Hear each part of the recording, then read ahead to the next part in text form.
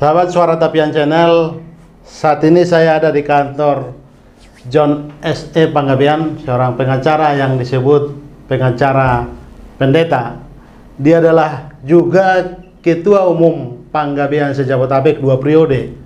Kita akan berbincang menggali pengalaman hidupnya, bagaimana dia sebagai advokat, lalu bagaimana dia juga mendidik anak-anak dan melayani, bahkan memberi hatinya untuk Punguan Marga Panggabean Sejabotabek. Bagaimana kabar Bang John? Ya, sungguh luar biasa. Kita bersyukur dalam keadaan sehat di awal tahun 2022 ini. Ini senang Bang diberi kesempatan ruang untuk Suara Tapian Channel berbincang-bincang. Ya. Abang sering disebut pengacara atau advokat pendeta. Kenapa disebut begitu Bang? Saya nggak tahu. Memang ada beberapa, kemarin juga di satu acara pada saat menyebut nama saya yang juga sebagai pendeta katanya. Padahal saya advokat. Tetapi memang ya sejak tahun 95 ya, persisnya ada dalam diri saya bahwa hidup ini harus menyerahkan diri kepada Tuhan. Ya. Dan selalu dalam kesempatan baik kepada teman-teman atau kepada siapapun. Ya. Bahkan kepada klien saya selalu bicarakan bagaimana kebaikan Tuhan kepada kita sehingga kita masih bisa ada sampai saat ini. Ya mungkin karena itu di tulisan-tulisan juga selalu saya menyatakan kebaikan Tuhan. Padahal profesi saya asli murni adalah advokat, tetapi memang ikut juga melayani. Tapi abang sering juga termasuk mengarang lagu guna melihat penegakan hukum. Ada apa sebenarnya penegakan hukum di Indonesia? Abang merasa sebagai advokat banyak hal, termasuk dari tulisannya kita baca kritis tentang penegakan hukum gitu. Ya, jujur kan Bang Homan juga tahu dulu beberapa tahun lalu kita sampai buat saya 3 tahun 3 tahun di kantor ya, Bang. Ya menulis untuk apa yang saya arahkan pada saat itu ya. Bahkan kita bikin juga acara hampir 1 tahun di RPK bagaimana kita sosialisasi tentang hukum dan penegakan hukum. Terus terang sejak reformasi ya hingga saat sekarang memang khususnya di bidang hukum masih merupakan perjuangan kita ya, gonjang-ganjing dalam penegakan hukum hingga tahun 2022 ini. Bahkan saya di dalam hidup saya menyatakan siogianya lah penegakan hukum diprioritaskan daripada yang lain-lain. Bahkan hukum di atas daripada politik, niscaya negara kita ini akan tentram dan akan maju. Tetapi kenyataannya memang persamaan di muka hukum itu masih sangat sulit kita dapatkan di Republik ini. Walaupun secara teori harus demikian, tapi tetap kita optimis 2022 ini jadikan menjadi tahun penegakan hukum. Hidup harus punya legacy dan harus ada keteladanan. Saya mengamati dan saya tahu Bang John seorang orang tua juga yang punya anak 3, 1 laki-laki 2 perempuan. Semua ini mentas sekarang. Ada 1 pendeta, 2 pengacara. Ceritalah Bang, bagaimana Bang di tengah kesibukan melayani sebagai advokat juga memberi keteladanan pada anak-anak agar mereka bisa mengikuti jejak yang abang sudah jalani begitu. Jadi gini Bang Hokman, sejak saya merit 95, saya menyatakan dalam diri saya, ya saya harus berubah, ya saya harus menjalani hidup untuk keluarga. Sejak ada anak saya, Samuel, Clara, Grace, dalam kehidupan saya selalu saya tanamkan keluarga adalah nomor 1. Saya bisa sibuk, pada saat itu saya sudah menjadi ketua IKADIN, masih sangat muda, juga buat media, advokat, dan di organisasi yang lain-lain. Tetapi kalau hari Sabtu Minggu itu, saya harus bersama keluarga, sampai saat ini. Bahkan bisa saya katakan, sudah dewasa anak-anak ini kalau kami bersama-sama pergi liburan, tahu Sabtu Minggu, kami satu kamar. Bayangkan itulah kedekatan, sehingga inilah kebahagiaan. Jadi kalau katakan orang harus ke luar negeri atau kemana-mana jalan-jalan bikin ini, bukan itu kebahagiaan. Kebersamaan dalam keluarga. dengan kita makan pisang goreng, ketawa-ketawa dengan keluarga, bercengkrama, yaitu suatu kebahagiaan yang tidak ternilai. Jadi saya tanamkan dalam diri saya, kita harus dekat dan terbuka apapun masalahnya. Sehingga sejak remaja, anak-anak remaja sampai dewasa, sampai saat ini kami dekat dan terbuka. Dan selalu saya support. Saya berbangga hati, walaupun saya hidupnya biasa-biasa, tapi anak saya tidak ada yang narkoba, tidak ada yang dugem-dugem dalam arti hidupnya, pola hidupnya amburadul. Dan sekarang ya satu seperti yang kau katakan, satu pendeta, kedua orang, putri saya Clara Panggabean sekaligus penyanyi juga, advokat, dan juga Gracia. Itulah kebanggaan kita. Apalagi sekarang saya udah jadi opung. Opungnya sudah punya cucu ya. Ya. Tapi yang saya dapatkan dalam kehidupan saya, apapun hidup kita di dunia ini, semua seizin Tuhan. Ya. Termasuk keberhasilan. Saya udah pernah mengalami yang sampai terpuruk sekalipun. 4 tahun yang lalu, 2 tahun saya sakit. Bayangkan itu, 2 tahun, bukan setahun.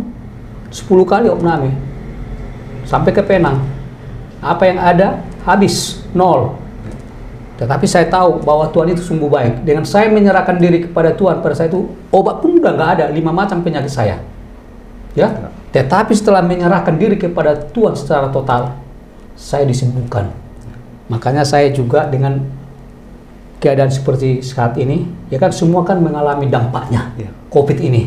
Tapi dengan pengalaman saya yang pernah terpuruk, sehingga saya sudah terbiasa, dan ternyata apabila kita serahkan kepada Tuhan, apapun persoalan kita, tidak ada kekhawatiran lagi ya. Tidak ada kekhawatiran, dan niscaya akan berjalan dengan baik.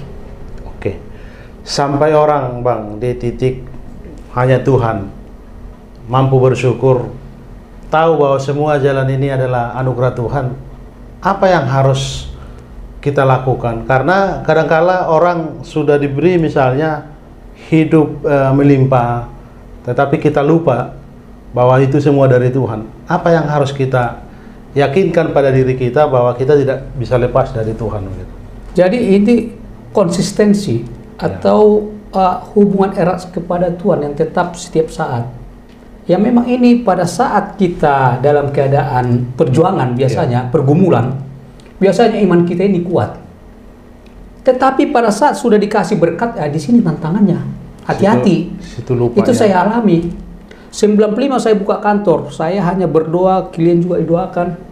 Bahkan uang juga tinggal 20.000 udah saya alami. Bahkan 0. Pak, susu Samuel udah habis. Pada saat itu iman saya berdoa kita. Ya dengan berdoa selalu ada, tapi pas-pas. Dan saya selalu hidup yang tenteram rasanya. Saya tidak lagi pulang malam-malam, ya kan? Saya sore-sore udah pulang dan saya lihat anak kami bercengkrama, berdoa, dengan makan Indomie pun rasanya bahagia. Tetapi pada saat sudah diberikan berkat, makin sibuk. Sibuk lagi di organisasi, sibuk di perkumpulan, di penanganan perkara, diberkati. Di sini hati-hati. Apakah kita masih konsisten di dalam diri kita yang menyatakan hidup teratur dan hidup dalam Tuhan? Sampai saya hampir 15 tahun nggak pernah olahraga. Tidak ada waktu. Ya. Di tempat AC, dari mobil ke apa segala macam, tidak pergerakan. Bagaimana mau sehat? Sehingga saya sakit. Ya. Yang saya ceritakan ini, kalau ada orang atau rekan-rekan yang sudah diberkati Tuhan, tetap konsisten di dalam Tuhan. Jangan hambur-hamburkan waktu dan tenagamu hanya untuk berpoya-poya. Itulah yang saya lakukan dulu. Ya, dengan diberikan kepada saya, udah 2 kali ya, 95 dikasih kesehatan, 2000 ini 3 tahun yang lalu dikasih kesehatan, 7 bulan sebelum COVID, ya sekarang saya mulai lagi. Tapi saya tetap menyatakan kita kuat dan mampu untuk menjalani hidup ini hanya karena kasih Tuhan dan di dalam Tuhan. Soal kesibukan tadi, Bang, saya pernah temukan satu judul buku, justru engkau sibuk harus berdoa, begitu. Apa pentingnya mengingatkan diri? Kesibukan ini kan selalu menjadi alasan kita tidak sempat berjumpa atau berdoa, begitu. Saya jujur menyatakannya, pada saat saya ya tahun 2000-an ya, selalu menyerahkan kepada Tuhan. Bahkan di dalam bidang saya, perkara yang terberat pun rasanya saya udah pernah tangani. Tetapi pada saat itu, selalu saya serahkan kepada Tuhan apapun yang saya kerjakan. Kayaknya nggak ada beban. Orang lain udah beranggapan ini, berat sekali perkara, nggak ada beban. Tetapi sebaliknya, tidak ada masalah kalau kita nggak dekat sama Tuhan seperti terbeban gitu. Makanya mari datanglah kepada aku, hai yang letih lesu berbeban berat, aku akan memberikan kelegaan. Ternyata kelegaan itu hanya di dalam Tuhan, termasuk apokat. Apokat biasanya, apalagi zaman dulu, kalau udah pusing ya ke kafe, kemana, itu bukan salah mendengarkan lagu, tetapi jangan sampai kebiasaan jadi kita pulang pagi, akhirnya tidak sehat lagi, nah, itu yang salah. Mendengar lagu bisa, bagus, itu adalah suatu hal yang untuk rest ya, refreshing. Tetapi kalau kita sampai pagi, seperti yang saya alami kemarin sebelum sakit saya studio rekaman sampai pagi tujuh bulan ya. Hampir 7 bulan saya begadang terus, gemuk saya, tidak pernah olahraga, ya sakit lah.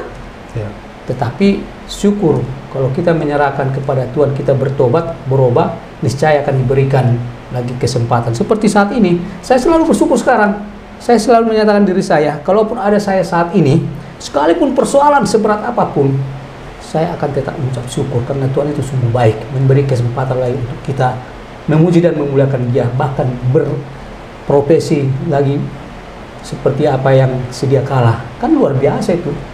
Jadi dengan kita mampu bersyukur itu, hidup rasanya nyaman ya Bang ya? Ya, jadi jangan kita bersungut-sungut. Ya. Tuhan menyatakan tetap berdoa dan bersuka cita dan mengucap syukur dalam segala hal. Itulah yang harus kita lakukan. Kalau kita udah mengucap syukur, pagi-pagi kita bangun, jangan kita langsung persoalan yang kita pikirkan, datang kepada Tuhan berdoa, sujud, niscaya hidup kita sehari itu akan lebih nyaman dan tentram, dan perkara-perkara yang kita hadapi akan bisa kita selesaikan dengan baik.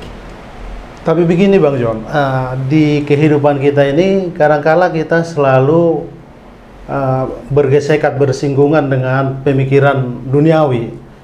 Misalnya karena Bang ini kan pengacara, saya sebut begini, kadangkala secara umum kan manusia dia hanya mampu jadi hakim, jadi jaksa untuk orang lain, tetapi dia hanya pengacara untuk dirinya begitu.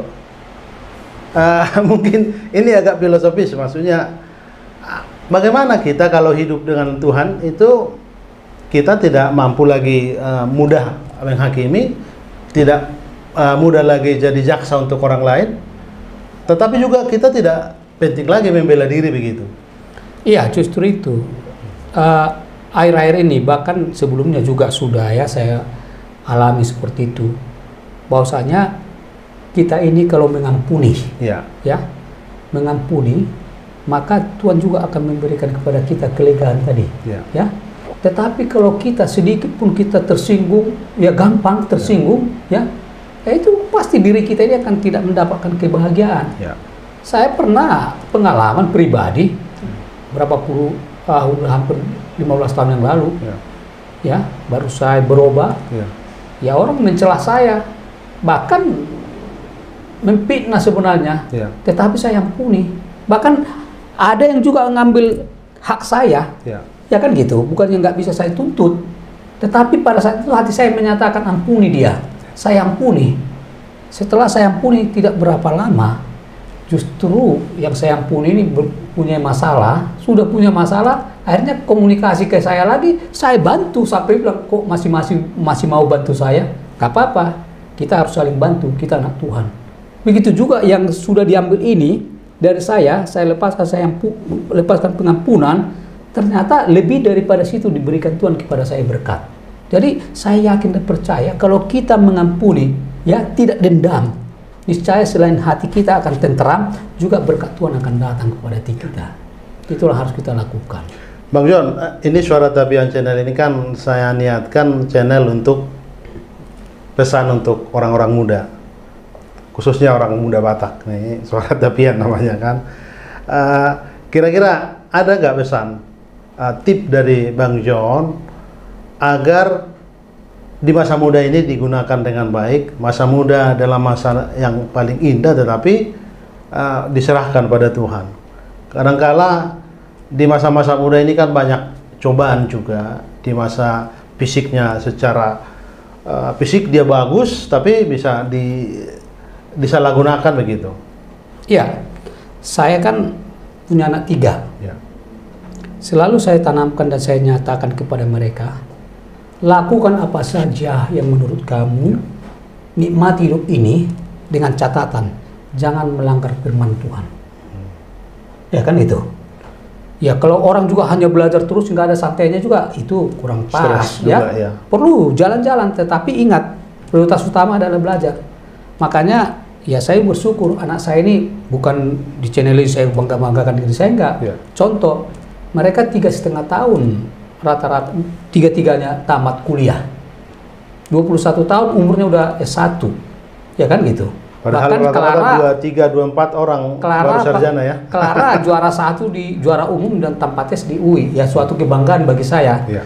Inilah yang bisa saya banggakan. Walaupun saya hidupnya biasa-biasa, tapi anak saya seperti yang saya katakan tadi, nggak ada yang kena narkoba ya, dan hidupnya teratur. Dan niscaya kalau anak muda mencari Tuhan dan belajar terus sesuai dengan firman Tuhan, carilah dahulu kerajaan Allah dan kebenarannya, dan carilah ilmu selagi muda, ada ayatnya. Ya lakukan, niscaya akan berhasil kelak, bukan hanya biasa-biasa. Kalau kau sekolah ya, kalau ada kesempatan kuliah ya, walaupun nggak harus sekolah berhasil, bukan nggak ada ketentuan seperti itu, tetapi cenderung kalau memang dia ada kesempatan untuk kuliah, lebih bagus dia untuk pola berpikirnya ya, dan juga masa depannya lebih cerah kan gitu. Tapi orang nggak sekolah juga karena nggak mampu, jangan kecil hati, serahkan kepada Tuhan.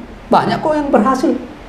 Jadi saya menyatakan dalam diri saya kepada anak muda, serahkan kepada Tuhan dan cari ilmu, selalu beretiket baik dan dengarkan nasihat orang tua, niscaya kamu akan berhasil. Tidak ada yang gagal, pasti berhasil. Karena Tuhan menjanjikan itu. Ya.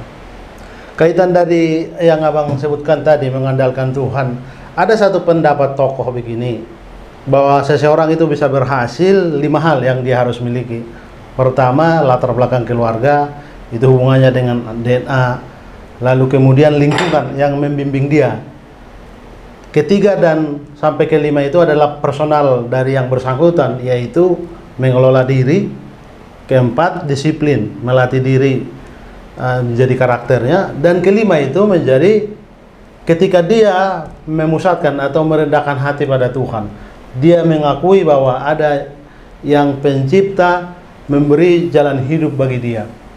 Apa respon dari abang dari pendapat ini? Ya justru saya terbalik, justru yang kelima tadi, dekatkan diri sama Tuhan itu utama. Ya seperti yang saya katakan tadi, kalau kita mendekatkan diri kepada Tuhan, semua kedisiplinan apa segala macam itu tertata, akan hidupnya akan tertata ya. Jadi cari dahulu kerajaan Allah yang seperti yang saya katakan tadi, itu yang utama. Jadi menyerahkan diri kepada Tuhan. Belum ada saya lihat di dalam kehidupan yang saya setelah belakangnya saya cek, orang yang tetap hidup dalam Tuhan, mencari Tuhan, dalam arti hidup disiplin dan juga mencari ilmu, menjadi gagal. Ya. Tidak pernah jadi peminta-minta juga ya? Orang nggak ada, bahkan anak cucumu nggak akan meminta, itu janji. Ya. Janji Tuhan itu ya dan amin. Tapi kadang untuk mencapai ke sana kita harus bergelut. Ya. Kadang meneteskan air mata. Saya udah mengalami. Bagaimana saya berjuang dulu waktu buka kantor sendiri, tinggal 20.000, tidak ada uang, tapi saya tetap mengandalkan Tuhan. Ya. Bahkan suatu ketika yang saya katakan tadi, diambil orang dari tempat saya sesuatu hal yang kerjasama, ya mengenai majalah. Saya berdoa, saya doakan terus. Dikasih seorang jenderal kepada saya miliaran duit untuk buat majalah. Bayangkan dari mana itu pada saat itu, tahun 2000-an, ya. Kalau enggak Tuhan yang suruh. Dan saya juga selama saya hidup benar di dalam Tuhan itu tidak pernah mencari-cari klien. Tapi ada saatnya Tuhan memberikan. Cuma yang saya sesalkan kemarin itu, setelah kita diberkati seperti pengalaman saya jatuh lagi, akhirnya hidup yang tidak teratur. Akhirnya saya jatuh sakit, itulah ujian diluaskan Tuhan bagi saya. Tapi Tuhan itu Maha Pengampun, Maha Baik. Masih diberikan kepada kita kesempatan untuk kembali kepada Dia. Jadi selagi ada waktu, ya mari kita berubah, menyerahkan diri kepada Tuhan. Sekalipun sakit rasanya, sakit loh. Bukan gampang, bukan 1 tahun, 2 tahun mungkin perjuangan. Tapi niscaya pasti akhirnya akan mendapatkan. Selagi masih ada waktu, selagi masih ada kesempatan, mungkin ini jadi pertanyaan terakhir, Bang. Memang orang yang sudah menemukan Tuhan harus meninggalkan legacy. Kalau kita tidak dalam Tuhan, pasti kita tidak tahu melakukan apa untuk hidup ini. Apa pendapat Abang? Ya benar. Ya. Saya kan ketua umum Panggabean. Ya. Sampai sekarang, setiap minggu, bahkan pernah 3 sehari meninggal. Ya. Saya datang, melihat udah kaku. Kita kasih penghiburan, selalu menyatakan hanya tinggal menunggu waktu. Ya. Tetapi selagi masih dikasih waktu oleh Tuhan kepada kita, ini yang harus kita syukuri. Ya. Masih bisa saya sore ini, malam ini saya bersama dengan istri saya, anak saya. Ya kita sayangilah. Ya. Kita nikmati. Ya. Kita nggak tahu apa yang terjadi hari esok. Ya. Tetapi Tuhan pasti memberikan hari yang akan kita lalui selagi kasih waktu akan yang terbaik. Jadi makanya nikmati. Saya akan menikmati hidup ini sekalipun masih tetap ada kesusahan. Kita nikmati kesusahan itu sehingga nanti hal yang biasa, dan setelah berlalu ya justru kita bersukacita lebih banyak lagi rasanya. Jadi selagi masih ada waktu, mari kita tahun 2022 ini kembali datang kepada Tuhan. Niscaya kita akan pasti berhasil dan maju serta sehat. Hati yang gembira adalah obat yang manyur, semangat yang patah mengeringkan tulang-tulang. Terima kasih Bang John. Ini sahabat Suara Tapian Channel, memang benar beliau ini advokat pendeta advokat. Jadi kita sudah gali tadi apa yang disampaikan, gagasan pemikirannya, pengalaman hidupnya. Semoga bermanfaat bincang-bincang ini. Terima kasih. Satu lagi, channel ini juga akan maju kalau kau serahkan diri kepada Tuhan. Sebelum wawancara selalu doakan. Baik, dan terima kasih. Serahkan. Terima kasih sarannya, Pak. Terima kasih, Bang John. Oke, Hokman. Oke, sahabat Suara Tapian Channel.